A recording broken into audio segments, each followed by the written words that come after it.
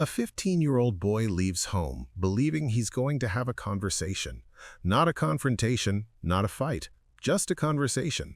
By the end of the night, he is gone. This case is often told as a story about evil, manipulation, and cruelty. But when you sit with it long enough, a more uncomfortable question emerges. How did so many warning signs exist, and yet no one stopped what was coming? Welcome to Still Frames. My name is John. Here, we don't rush stories, we don't sensationalize pain, and we don't reduce real lives to headlines. Still Frames is about slowing things down, examining moments that were overlooked, decisions that were minimized, and truths that arrived too late. Today, we're looking at a real-life case involving teenagers, broken boundaries, and a series of choices that ended in irreversible loss. This is not about blaming. This is about understanding. In April 2011, 15-year-old Seth Jackson went to a trailer in Summerfield, Florida. He went because someone he trusted, his ex-girlfriend, asked him to come and talk. Their relationship had ended badly. There had been arguments, jealousy, emotional back and forth, and public conflict online, all things that, unfortunately, are not uncommon among teenagers. What Seth didn't know was that inside that trailer, several people were present, and among them were individuals who had already discussed harming him. According to court records and testimony, a plan had formed earlier. Seth would be lured to the house. Once there, he would be attacked. What followed was not a sudden accident or a single impulsive act. Investigators later described it as premeditated. By the end of the night, Seth Jackson was dead. Multiple people were arrested within days. Some were juveniles, some were charged as adults.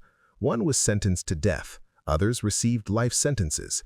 The case, legally speaking, is closed, but psychologically, emotionally, and socially, it isn't. Most retellings of this case focus on who is the villain. Was it the shooter? Was it the ex-girlfriend who sent the messages? Was it peer pressure? Was it manipulation? Those are valid questions, but they are incomplete, because if we stop there, we miss the deeper failure points. From my perspective, this case is not just about violence. It is about unchecked emotional chaos. Let's start with this.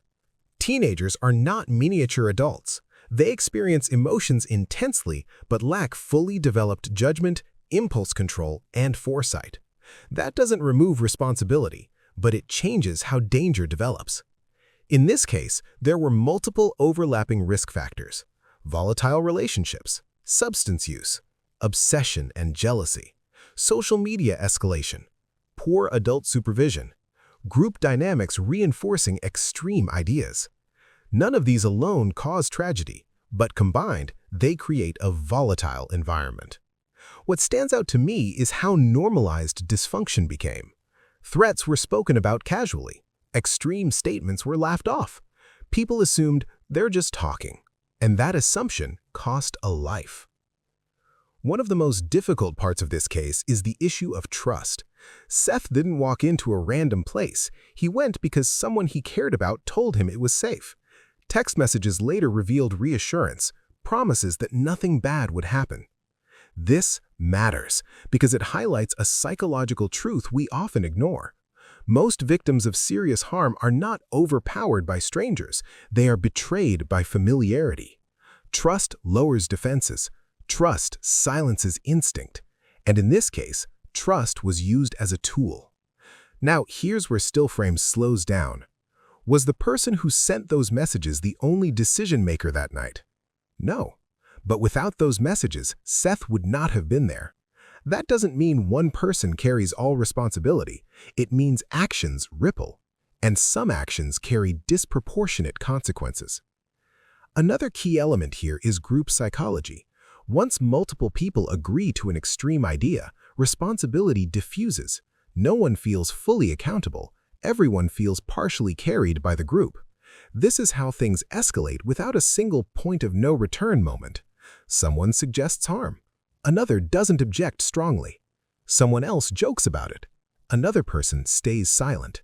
And suddenly, silence becomes agreement. From what we know, there were opportunities where this could have stopped. Someone could have warned Seth. Someone could have contacted an adult. Someone could have walked away. Someone could have spoken up. But no one did. and that collective failure is just as important as individual guilt. Here's the part that stays with me. This wasn't hidden in plain sight. It was visible. Parents later spoke about behavioral changes. Drug use was known or suspected. Online hostility was public. But like many communities, there was a belief that this is teenage drama, it will pass. That belief is dangerous. Not because every argument leads to violence, but because it trains adults to underreact. When warning signs are consistently minimized, escalation becomes invisible until it's too late. This case forces us to confront an uncomfortable reality. Sometimes, tragedy isn't caused by one bad decision, it's caused by many ignored ones. I want to be very clear here. This episode is not about labeling people as monsters. People, especially young people, are more complex than their worst actions. But complexity does not erase consequence. From my point of view, what failed most was early intervention. Not punishment after the fact, not harsher sentences, but attention, listening sooner, taking threats seriously, interrupting cycles of obsession and resentment. Because once violence becomes a solution in someone's mind, logic has already lost ground. So instead of asking only who is to blame, Still Frames asks something harder. At what point does emotional chaos become a public safety issue? When does teenage drama stop being harmless?